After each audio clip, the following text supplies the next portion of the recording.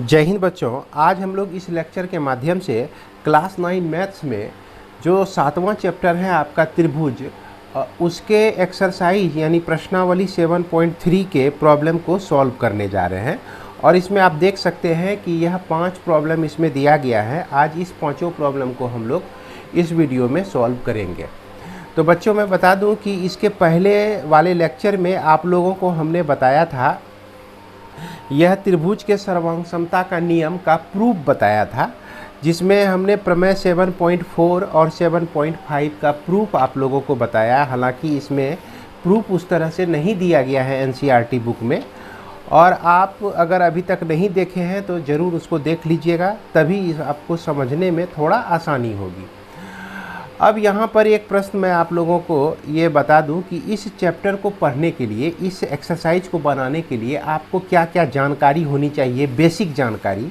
जैसे त्रिभुज की सर्वांग समता का नियम जो है, आप निश्चित रूप से एस जो है इसको समझिए, समझ लीजिए पहले, क्योंकि इसका वीडियो हमने पिछले लेक्चर में बनाया है। इसका प्रूफ जो है पिछले ही लेक्चर में हमने समझाया है।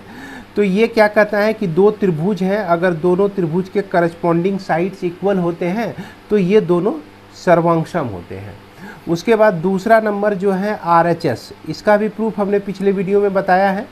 और इसमें है नियम क्या कि दो राइट ट्रायंगल अगर हो और दोनों राइट ट्रायंगल में हाइपोटेनस इसका इक्वल हो, R हो गया राइट एंगल ट्रायंगल, दो right angle triangle, H for hypotenuse मतलब कर्ण होता है, जिसको हिंदी में कर्ण कहते हैं।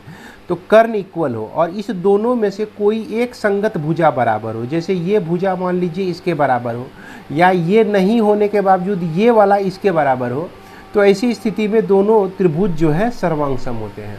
और कुछ नियम और भी आपको याद रखने हैं, जैसे कि हम जान रहे हैं कि अगर इक्वल साइड के अपोजिट, इक्वल साइड है आपका, इसके अपोजिट कोण एंगल जो है इक्वल होता है, यानी कि बराबर भुजाओं की सम्मुख कोण जो होती हैं आपका बराबर होती है। अगर हमारा कोण बराबर हो, जैसे ये दोनों कोण बराबर हो, तो बराबर कोण की सम्मुख भुजाएं जो होती है वो भी आपका बराबर होती है। तो इस चीज़ को आप याद रखिए और इसके आधार पर आप जो है इस एक्सरसाइज के सारे प्रॉब्लम को बना सकते हैं। तो आइए हम लोग शुरू करते हैं इसके एक्सरसाइज के प्रॉब्लम को बारी बारी से सॉल्व करना। तो यहाँ क्या कह रहा है कि त्रिभुज ABC और DBC एक ही आधार BC पर बने दो समद्विबाहु त्रिभुज इस प्रकार है कि A और D भुजा BC के एक और स्थित है। जैसे देखिए यहाँ आकृति, ये BC आपका एक आधार हो गया, इसी आधार पर BDC भी बना हुआ है, BAC भी बना हुआ है, और ये A और D जो है इस भुजा के एक ही साइड में है। ऐसी बात नहीं है कि D आपका इस पार में है और A आपका उस पार में है, दोनों एक ही पार में है। यदि AD बढ़ाने पर BC को P पर प्रतिच्छेद करे, अब ये AD को हमने बढ़ाया तो यह P पर प्रतिच्छेद करता है। तो क्या क्या हमको दर्शाना है, त्रिभुज ABD कन्ग्रुएंट कहने का मतलब सर्वांगसम ACD। तो आइए अब इसको हम लोग कॉपी में समझते हैं कि यह क्या कहना चाह रहा है आपका। तो यहाँ पर ये आपको कहना चाह रहा है यही बात। तो यहाँ हम देख रहे हैं कि त्रिभुज ABC और DBC एक ही आधार पर हैं और ये दोनों जो हैं समद्विबाहु त्रिभुज हैं। AD को हमने बढ़ाया तो यहाँ P पर मिलता है। तो सबसे पहला नंबर जो हमको यहाँ इसमें प्रूव करना है, पहला नंबर हम लोग यहाँ पर लेते हैं, यहाँ से शुरू करते हैं कि त्रिभुज ABD तथा त्रिभुज हमारा ACD में, है ना, देख लीजिए ABD ये त्रिभुज आप देख रहे हैं, ये त्रिभुज आप देख रहे हैं यहाँ पर, और उसके बाद ACD ये त्रिभुज देख रहे हैं। तो इसमें हम क्या देख रहे हैं कि AB इक्वल टू AC होगा ही, क्योंकि ABC और DBC जो है ये आपका समद्विबाहु त्रिभुज है। यहाँ पर ABC का ही आर्म है AB और AC, क्योंकि समद्विबाहु त्रिभुज की भुजाएं हैं ये, है ना, ये दोनों आपका बराबर हो गया। उसके बाद यहाँ पर हम क्या देख रहे हैं कि यह BD जो है CD के बराबर है, यह BD जो है आपका CD के बराबर है। यह भी समद्विबाहु त्रिभुज की भुजाएं हो गई।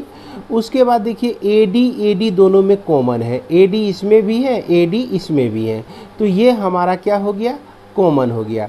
तो इसलिए हम क्या कह सकते हैं कि त्रिभुज ABD जो है यह सर्वांगसम हो जाएगा त्रिभुज ACD के।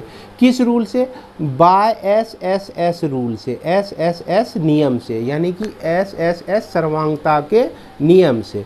तो इस नियम से यह आपका सर्वांगसम हो जाएगा। इसके बाद हमारा क्या कहते हैं दूसरा नंबर। तो दूसरा नंबर में हमको जैसा कि दिया गया है क्या कि ABP, देख लीजिए ABP ये त्रिभुज है आपका इधर, और उसके बाद ACP, AC और P ये त्रिभुज है आपका। तो इसमें अभी हम लोग क्या देख चुके हैं कि ABD और ACBD जो है आपका सर्वांगसम है। तो ये कोण और ये कोण जो है CPCT से हमारा क्या हो जाएगा, इक्वल हो जाएगा। यहाँ पर कोण, इस कोण को अगर स्मॉल a मान लिया जाए और इसको b मान लिया जाए तो कोण a इक्वल टू कोण b आपका हो जाएगा। किस आधार पर, यह CPCT के आधार पर। अब इस CPCT के कुछ और भी प्रॉपर्टी को हम लोग यूज करेंगे। अब चलते हैं हम लोग इस दोनों त्रिभुज में, ढूंढते हैं कि इस दोनों त्रिभुज को कैसे हम लोग सर्वांगसम प्रूव कर सकते हैं। तो इसके लिए हमने क्या किया, ACP और ABP दोनों को ले लिया।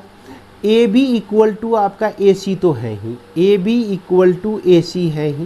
क्यों भैया, क्योंकि यह जो है समद्विबाहु त्रिभुज की क्या हो जाएगी, भुजाएं हो जाएगी। उसके बाद हम देख रहे हैं क्या कि A कोण B जो है दोनों आपका बराबर है। तो कोण A बराबर कोण B है, यह हमने यहाँ पर ऊपर प्रूव्ड कर दिया। यहाँ अगर इक्वेशन 1 मान लेते हैं तो यहाँ पर डायरेक्ट आप लिख सकते हैं फ्रॉम 1 लिख सकते हैं। इसके बाद देख लीजिए AP जो है दोनों में कॉमन है, AP क्या है, दोनों में कॉमन है। तो इसलिए हम AP इक्वल टू AP लिख सकते हैं। यह आपका क्या हो गया, कॉमन। कॉमन को इंग्लिश में हम लोग क्या, हिंदी में क्या लिखते हैं, उभयनिष्ठ लिखते हैं। तो ये भी लिख सकते हैं आप। इसलिए हम त्रिभुज ABP है ना, ABP सर्वांगसम लिख सकते हैं त्रिभुज ACP के। किस रूल से, बाय, देखिए ध्यान दीजिए, साइड मिला, फिर एंगल मिला, फिर ये आपका साइड मिला। तो ये साइड एंगल साइड यानी कि बाय SAS रूल से जो है हम इसको सर्वांगसम कह सकते हैं, या SAS नियम से जो है इसको हम लोग सर्वांगसम कह सकते हैं। अब जो अगला स्टेप में हमको थर्ड नंबर में प्रूव करना है, ये कहता है कि AP कोण A को कोण D को समद्विभाजित करती है। तो यहाँ तो हमारा A इक्वल टू B है ही, देख रहे हैं कोण A ऑलरेडी समद्विभाजित हो जाती है। ये तीसरा नंबर हम यहाँ उठाते हैं कि चूँकि कोण A बराबर कोण B है, ठीक ना, यानी कि अर्थात हम इसको लिख सकते हैं कि ADAP रेखा जो है, रेखा कोण A को है ना बराबर भागों में बांटती है, बराबर भागों में बांटती है। उसके बाद देखिए कि हम लोग ऑलरेडी प्रूव कर चुके हैं कि ये दोनों त्रिभुज जो है कैसा है, सर्वांगसम है। तो इस त्रिभुज में ADB जो है, कोण ADB जो है किसके बराबर हो जाएगा, कोण ADC के बराबर हो जाएगा, ADC के बराबर हो जाएगा। अब हम क्या करते हैं, दोनों को 180 में माइनस कर देते हैं, ADB में भी और 180 माइनस ADC भी कर देते हैं, ADC कर देते हैं। 180 माइनस ADB, देखिए 180 ये पूरा हो गया आपका 100, और इसमें ADB जो है हम इसको माइनस कर दिए तो क्या बचा, यही ना बचा, यही कोण बच गया ना, यानी कि BDP बच गया, कोण BDP बच गया। उसके बाद इधर भी वही हाल है कि ये पूरा कोण को अगर हम 180 में माइनस करेंगे तो यही बच जाएगा हमारा, यानी कि CDP आपका यहाँ भी बच जाता है। तो ADP, BDP और CDP ये एंगल जो है इस एंगल के बराबर है। 1 जो है यहाँ 2 के बराबर है। तो 1 2 के बराबर है, तो इसका मतलब ये बीच वाला जो लाइन है दोनों को बराबर भाग में बांटती है, यानी D एंगल को भी बराबर भागों में बांटती है। तो यहाँ हम ऑटोमेटिक लिख सकते हैं, अर्थात यह ADP जो है, DP कोण D को क्या करती है, 2 बराबर भागों में बांटती है, 2 बराबर भागों में बांटती है। तो ये बांटने का अर्थ क्या हो गया बराबर भागों में, अर्थात समद्विभाजित करती है। अर्थात हम अंत में लिख देंगे, है ना, अर्थात यह AP जो है आपका कोण A और कोण D को क्या करती है, समद्विभाजित करती है, समद्विभाजित करती है। इस तरह से हम लोग यहाँ पर लिख देंगे। इसके बाद हमारा तीसरा चीज जो कह रहा है, AP रेखाखंड BC पर लंब समद्विभाजक है। अब यहाँ पर देखिए, हम ABP और ACP ऑलरेडी प्रूव कर चुके हैं। तो CPCT से हम इस दोनों भुजा को बराबर लिख सकते हैं, BP = CP। क्या लिख सकते हैं, BP = CP लिख सकते हैं CPCT से। यहाँ जोड़ दीजिएगा बाद में भी, ये दूसरा समीकरण हो गया आपका। तो अब ये तो समद्विभाजित हो ही गया, यहाँ कहता है कि समद्विभाजित करता है, माफ करेंगे, समद्विभाजक है। समद्विभाजक तो हो गया भाई, बराबर भागों में बांटता है। ये लंब है, BC पर यह लंब है। इसको प्रूव करने के लिए हम आगे बढ़ते हैं 4 नंबर के लिए, कि हमारे पास त्रिभुज ABP जो है सर्वांगसम है त्रिभुज किसके, ACP के।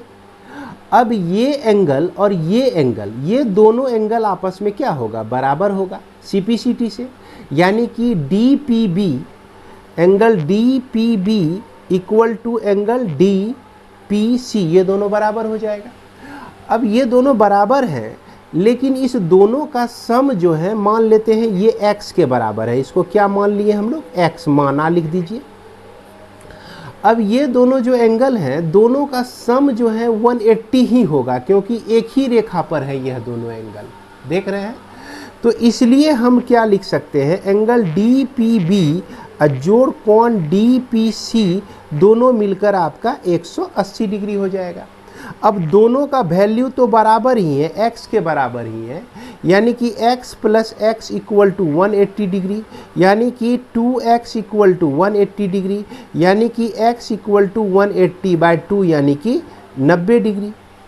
तो इसका मतलब हो गया कि यह जो है आपका यहाँ पर लंब भी है और समद्विभाजित भी करती हैं। इसीलिए यहाँ पर अंत में लिख देंगे, है ना, अंत में आप लोग जरूर लिख दीजिएगा, AP रेखाखंड BC का लंब समद्विभाजक है। तो इसी तरह से यह आपका चारों पार्ट जो है प्रूव्ड होता है। तो बच्चों, इस चीज़ को जो है आप अपनी कॉपी में लिख लीजिएगा, जिस तरह से हमने लिखा है इस बोर्ड पर आपको जो दिख रहा है। पहले आप यहाँ लिखिए, फिर उसके बाद यहाँ 1 नंबर हो गया, यहाँ से आपका 2 नंबर हो गया, फिर यहाँ से आपका 3 नंबर हो गया, उसके बाद यहाँ से आपका 4 नंबर हो जाता है। ये आप यहाँ भी इसको रोक सकते हैं वीडियो को और लिख सकते हैं। इसके बाद हमारा क्वेश्चन नंबर 2, इसमें क्या कहता है कि AD एक समद्विबाहु त्रिभुज ABC का एक शीर्ष लंब है जिसमें AB = AC है।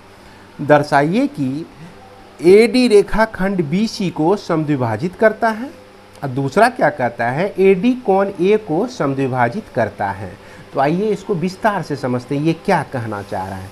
तो ये कहना चाह रहा है, यही बात कहना चाह रहा है कि ABC में जो है एक समद्विबाहु त्रिभुज है। समद्विबाहु त्रिभुज है तो इसकी 2 भुजाएं बराबर होगी। AB जो है AC के बराबर है, समझ गए। और AD जो है लंब है BC पर। AD क्या है भैया, लंब है BC पर। तो पहला क्या कहता है कि AD रेखाखंड BC को समद्विभाजित करता है। तो AD रेखा जो है BC को समद्विभाजित करने का मतलब हो गया कि यह BD इधर और DC इधर ये दोनों बराबर हैं, तभी समद्विभाजित होता है। समद्विभाजित भाजन का मतलब क्या हुआ कि कोई रेखा जो कि दो दो बगल जो है बराबर भाग में बांटती है उसी को समद्विभाजक कहते हैं। अगर यह 90 डिग्री का कोण बना रहा है तो यह आपका लंब समद्विभाजक कहलाएगा। तो इसको प्रूव करने के लिए, वन को प्रूव करने के लिए हम सिंपल क्या करेंगे, ABD को त्रिभुज तथा त्रिभुज आपका ACD को सर्वांगसम हम लोग दिखाने की कोशिश करते हैं। तो इसमें हम क्या देख रहे हैं कि AB इक्वल टू आपका दिया गया है AC तो दिया ही गया है।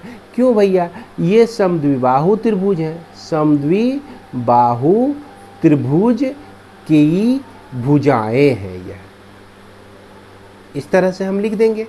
इसके बाद हम देख रहे हैं कि AD और AD कॉमन है दोनों के लिए, AD और AD जो है आपका कॉमन है, तो कॉमन लिखिए इंग्लिश में या हिंदी में लिखिए तो उभयनिष्ठ लिखिए। इसके बाद एक कोण जो है 90 डिग्री का है, तो कोण ADB जो है आपका, कोण ADC जो है ये आपका 90 डिग्री है। अब देखिए ये आपका राइट एंगल हुआ, उसके बाद इसमें AB और AC जो है हाइपोटेनस के तरह है, क्या है, हाइपोटेनस के तरह है, और इसमें एक कोई साइड है, तो इसलिए हम त्रिभुज ABD को सर्वांगसम कह सकते हैं त्रिभुज ACD के, किस रूल से, बाय RHS रूल से जो है हम लोग इसको सर्वांगसम कह सकते हैं। अब इसमें क्या होता है कि CPCT भी आ जाएगा आपका, जैसे CPCT से हम क्या लिख सकते हैं, BD इक्वल टू DC लिख सकते हैं। दैट इज ये D जो है क्या हुआ, इसका मतलब कि मध्य बिंदु है, मध्य बिंदु है आपका D जो है, कैसा बिंदु है, मध्य बिंदु है। अब जब मध्य बिंदु है यानी कि समद्विभाजित करता है D पॉइंट, तो इसका मतलब क्या हो गया, ये 90 डिग्री का कोण तो बना ही रहा है और ये मध्य बिंदु है यानी कि समद्विभाजित कर रहा है। तो अतः यहाँ पर हम लोग, यहाँ पर CPCT से इसको लिए हैं हम लोग, अतः AD रेखाखंड जो है, इसी चीज़ को लिख देंगे, AD रेखाखंड BC को समद्विभाजित करती हैं, क्या करती हैं, समद्विभाजित करती या करता है आपका, है ना। सिर्फ समद्विभाजित करना कहा था तो समद्विभाजित हमारा हो जाता है। हालांकि लंब समद्विभाजित नहीं लिखा है तो कोई बात नहीं है, समद्विभाजित करना ही लिखा हुआ है तो वही चीज़ ऑलरेडी प्रूफ हो गया एक ही CPCT लिखने से। अब कहता है कि AD कोण A को समद्विभाजित करता है, तो भैया इसी से हमारा प्रूफ हो जाता है दूसरा कि ये कोण जो है इस कोण के बराबर हो जाएगा CPCT से। BAD कोण BAD जो है आपका कोण CAD के बराबर हो जाएगा, कोण CAD के बराबर हो जाएगा CPCT से। इसी त्रिभुज का प्रूफ होने से CPCT से ये दोनों बराबर हो जाएगा। तो इसका मतलब क्या हो गया कि कोण A जो है क्या होती है, समद्विभाजित होती है, द्विभाजित होती हैं किसके चलते, AD रेखा के द्वारा, AD रेखा द्वारा, है ना। अब बस यही चीज़ तो हमको प्रूव करना था कि AD जो है कोण A को क्या करती हैं, समद्विभाजित करती हैं। इसी चीज़ को हम लोग लिख देंगे कि अर्थात AD कोण किस कोण को, A को जो है क्या करती है, समद्विभाजित करता है। क्लियर है, तो यहाँ तक आप लोगों को दिक्कत नहीं होनी चाहिए। अब इसको चाहे तो आप लिख सकते हैं, एक बार वीडियो को यहाँ पे रोक लीजिए और एक बार आप वीडियो को यहाँ पे रोक लीजिए और इसको लिख लीजिए। इसके बाद हमारा क्वेश्चन नंबर 3, इसमें देखिए क्या कहता है कि एक त्रिभुज ABC की दो भुजाएं AB और BC, देखिए AB और BC इधर वाला और इधर वाला, अब माध्यिका AM, तो माध्यिका आपका AM एक दूसरे त्रिभुज की भुजा PQ तो ये एक दूसरे त्रिभुज की भुजा पी क्यू और क्यू आर, ये नीचे वाला क्यू आर और माध्यिका पी एन के बराबर है, पी एन के बराबर है। तो यहाँ दर्शाइए, ये दोनों आपको यहाँ पर प्रूव करना है। तो आइए इसको विस्तार में देखते हैं कि ये क्या कहना चाह रहा है। तो यहाँ पर ये कहना चाह रहा है यही चीज़ कि देखिए कि इसमें जो है आपका दो त्रिभुज हो गया ए बी सी और P Q R, A M और पी वन क्रमशः माध्यिका है। अब यहाँ पर आपके मन में आता है कि माध्यिका हम लोग किसको कहते हैं, तो किसी भी भुजा का मध्य बिंदु के अपोजिट साइड, कहने का मतलब सम्मुख शीर्ष को मिलाने से जो है जो लाइन सेगमेंट होता है उसी को हम लोग माध्यिका कहते हैं। इस भुजा का मध्य बिंदु लिए और इस मध्य बिंदु के इसके इस ऊपर वाले अपोजिट शीर्ष से मिला दिए, सम्मुख शीर्ष से मिला दिए, तो ये हमारा क्या हो गया, माध्यिका हो गया। कहता है कि ये जो है इसके बराबर है और ये पूरा बी सी जो है आपका पूरा क्यू आर के बराबर है और ए एम जो है आपका पी एन के बराबर है। तो इसमें आपको पहला प्रूफ करना है A B M P Q N. तो पहला प्रूफ क्या करना है, ए बी एम। देखिए ए बी एम त्रिभुज ए बी एम में तथा हम लोग त्रिभुज लेते हैं P Q N, P Q N में, पी क्यू एन में। तो इसमें हमको क्या करना है कि ए बी जो है आपका पी क्यू के बराबर हमारा दिया गया है, ए बी जो है हमारा पी क्यू के बराबर दिया गया है। अब बी सी जो है, अच्छा ए एम जो है पी एन के बराबर दिया गया है, ए एम जो है पी एन के बराबर दिया गया है, ए एम जो है पी एन के बराबर दिया गया है। तो इस चीज़ को हम लोग क्या लिखेंगे, दिया गया है, दिया गया है, और यहाँ भी क्या हो जाएगा, दिया गया है, आपका दोनों दिया गया है। इसके बाद अब देखते हैं कि B C equal to Q R दिया गया है, B C equal to Q R दिया गया है। अगर हम बी सी को 2 से भाग दे दें तो क्यू आर को भी 2 से भाग देना ही पड़ेगा। अब यहाँ सोचिए ये B C equal to Q R दिया गया है, बी सी का आधा करेंगे तो बी एम होगा। क्यों भैया, क्योंकि एम इसका मिड पॉइंट है, मतलब बीच का बिंदु है, इधर की दूरी और इधर की दूरी बराबर है और बी सी को हमने आधा कर दिया है। तो इसका मतलब हो गया, इससे हमको निकला बी एम निकला और क्यू आर को आधा कर दिया तो इससे निकला हमारा क्यू एन। तो इसलिए यह जो है आपका दिया गया है ही, लेकिन इसमें हमको एक थोड़ा सा सॉल्व करना पड़ा तभी ये चीज़ हमको मिला। तो इसको इसके बाद हम देख रहे हैं कि ये एक भुजा, दो भुजा और तीसरी भुजा, एक भुजा, दो भुजा और तीसरी भुजा, एक भुजा, दो भुजा और तीसरी भुजा, तीनों भुजा जब बराबर हो गया तो इसका मतलब हम क्या लिख सकते हैं कि यह ए बी एम जो है सर्वांगसम हो जाएगा, त्रिभुज पी क्यू एन के सर्वांगसम हो जाएगा। किस रूल से, एस एस एस रूल से जो है यह आपका क्या हो जाएगा, सर्वांगसम हो जाएगा। अब ए बी सी जो है पी क्यू आर के सर्वांगसम है। तो यहाँ पर इसको प्रूव करने से पहले हम एक चीज़ क्या करेंगे कि कोण बी जो है यह आपका कोण क्यू के बराबर तो होगा ही, बराबर कोण क्यू। तो इसको हम लोग CP/CT से लिख सकते हैं और इसको समीकरण नंबर 1 दे दीजिए। अब यह जो दूसरा पार्ट है, दूसरे पार्ट के प्रूव करने के लिए त्रिभुज ABC तथा त्रिभुज PQR हम लोग लेते हैं। तो इसमें हम क्या देखते हैं कि AB जो है इसका यह PQR के बराबर है, PQ के बराबर है। ये आपका क्या हो गया, दिया गया है ना। उसके बाद इसमें जो BC है यह QR के बराबर है। तो BC जो है यह QR के बराबर है, यह भी आपका दिया गया है।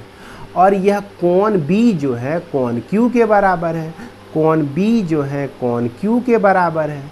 कहाँ से, यहाँ से देख लीजिए, अभी अभी तुरंत हमने यहाँ प्रूव किया है। तो यह जो है फ्रॉम कहाँ से आ गया, फर्स्ट से आ गया है, यहाँ पर फर्स्ट इक्वेशन हम लोग माने हुए हैं, ये फर्स्ट इक्वेशन हम लोग माने हुए हैं। तो इसलिए यह दोनों त्रिभुज ए बी सी जो है सर्वांगसम हो जाएगा त्रिभुज पी क्यू आर के। किस रूल से? देखिए यहाँ रूल चेंज हो गया, एक साइड मिला, फिर एंगल मिला, फिर साइड मिला, फिर उसी तरह से यहाँ साइड मिला, फिर एंगल मिला, फिर आपको साइड मिला। तो इस तरह से यह जो है SAS रूल से जो है यह आपका क्या हो जाएगा? सर्वांगसम हो जाएगा। तो उम्मीद करते हैं कि इसे आप ठीक तरह से समझ गए होंगे। अब इसको लिखने की बारी है, तो बच्चों यहाँ से आप लिख लीजिए और उसके बाद मैं थोड़ा सा ऊपर कर देता हूँ और इसको भी आप लोग लिख लीजिए। इसके बाद हमारा क्वेश्चन नंबर 4 में क्या कह रहा है कि BE और CF एक त्रिभुज ABC के दो बराबर शीर्ष लंब हैं। RHS सर्वांगसमता के नियम का प्रयोग करके सिद्ध कीजिए कि त्रिभुज ABC एक समद्विबाहु त्रिभुज है। तो समद्विबाहु त्रिभुज कब होता है? आपको परिभाषा याद होगा कि जब किसी त्रिभुज की दो भुजाएं आपस में बराबर हो तो समद्विबाहु त्रिभुज कहते हैं। तो इसको देखिए, ध्यान से समझिएगा। इसमें दिया यही गया है ना, इसमें दिया गया ABC एक त्रिभुज है और चूंकि यह जो है आपका समद्विबाहु त्रिभुज हमको प्रूव करना है और कहता है कि BE जो है AC पे लंब है, ये BE जो है AC पर लंब है और CF जो है AB पर लंब है। ये जो CF देख रहे हैं यह आपका AB पर लंब है, यानी लंब कहने का मतलब कि यह 90 डिग्री का कोण यहाँ पर बना रहा है। तो यहाँ सिद्ध करना है कि ABC एक समद्विबाहु त्रिभुज है, यही ABC आपका समद्विबाहु त्रिभुज है। तो बच्चों इसके लिए हम लोग क्या करते हैं? त्रिभुज ABE लेते हैं। कौन सा लेते हैं? ABE लेते हैं और उसके बाद ACF लेते हैं, ACF लेते हैं। और समद्विबाहु त्रिभुज तभी होगा जब हम AB को AC के बराबर दिखा दें। यह जो AB है आपका AC के बराबर दिखा देंगे, यानी कि दो गो भुजा बराबर हो जाएगा, तो इसको हम लोग समद्विबाहु त्रिभुज बोल सकते हैं। तो दोनों त्रिभुज ले लिए हम लोग। तो अब ये जो कोण है आपका और यहाँ जो आप देख रहे हैं, इस कोण से इधर वाला त्रिभुज भी बन रहा है और इसी कोण से आपका इधर वाला त्रिभुज भी बन रहा है। तो कोण A तो दोनों में हमारा कॉमन हो गया। इस त्रिभुज में भी एक कोण जो है 90 डिग्री का है और इस त्रिभुज में भी एक कोण जो है आपका 90 डिग्री का है। तो कोण AEB जो है कोण AFC के बराबर है, AFC के बराबर है, जो कि दोनों आपका 90 डिग्री है। इसके बाद देखिए कि इसमें दिया गया है आपका ये जो लंब हम डाले हैं यह दोनों बराबर दूरी की है, यानी कि B से लेकर E तक और C से लेकर F तक यह दोनों जो है आपका गिवन लिख दीजिए, यानी कि हिंदी में दिया गया है लिख दीजिए, है ना। ये आपका क्वेश्चन में ही दिया गया है और यहाँ पर हम लोग लिख भी सकते हैं दिया गया है। तो ये BE = CF आपका दिया गया है। जैसे आप देख सकते हैं कि यहाँ कह रहा है ना कि बराबर शीर्ष लंब है। क्या कह रहा है? कि बराबर शीर्ष लंब है। तो इसीलिए ये आप भी यहाँ पर इंक्लूड कर सकते हैं। तो यहाँ क्या देख रहे हैं कि दो गो एंगल हमको मिला और एगो साइड मिला। तो इसका मतलब क्या हो गया कि त्रिभुज आपका ABE जो है सर्वांगसम हो जाएगा त्रिभुज ACF के।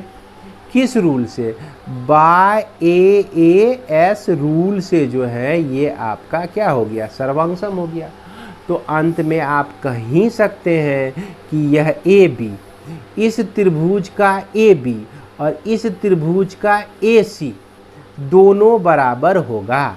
तो AB = AC हो जाएगा CP/CT से। तो इसका अर्थ निकलता है कि त्रिभुज ABC जो है कैसा त्रिभुज है आपका? समद्विबाहु त्रिभुज है।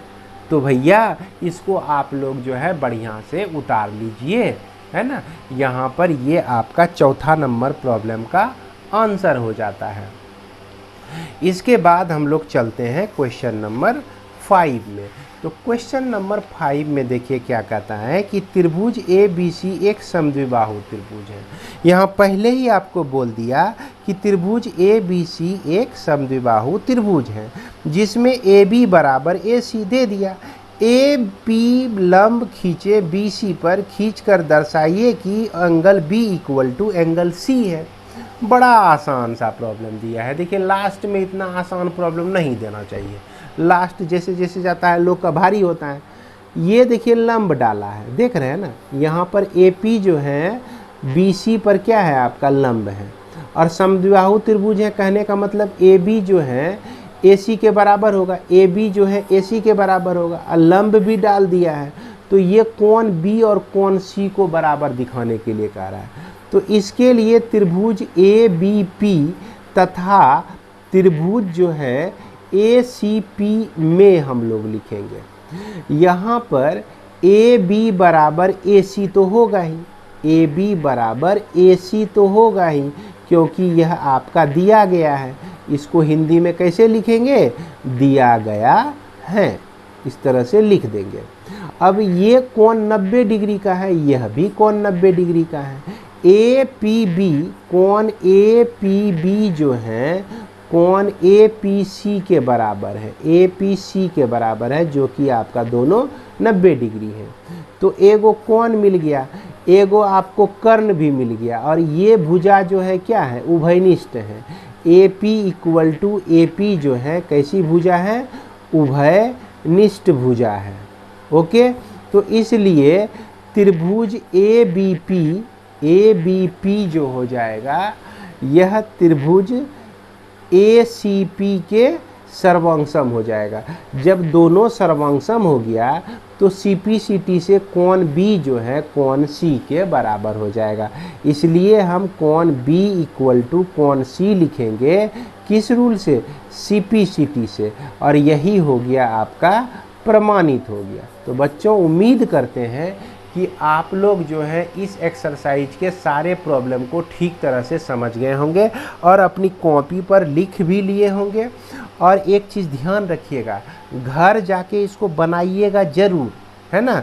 कम से कम आपको 2 बार अपने से प्रैक्टिस करना है। मेरी बात को मानिएगा, बहुत आगे बढ़िएगा। तो इसी के साथ हम इस वीडियो को अब सुला देते हैं। उसके बाद हम लोग को मिलते हैं नेक्स्ट वीडियो में। जय हिंद, जय भारत।